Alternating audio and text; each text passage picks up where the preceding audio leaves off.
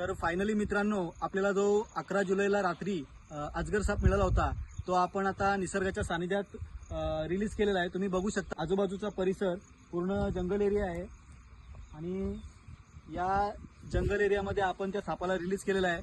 तर तुम्हाला सापांबद्दलच्या व्हिडिओ जर आवडत असतील तर मला नक्की फॉलो करा, व्हिडिओला लाईक करा, शेअर करा। मी नेहमी तुम्हाला अशा व्हिडिओ दाखवण्याचा प्रयत्न करीन आणि सापांबद्दलची माहिती देण्याचा सुद्धा प्रयत्न करीन। धन्यवाद।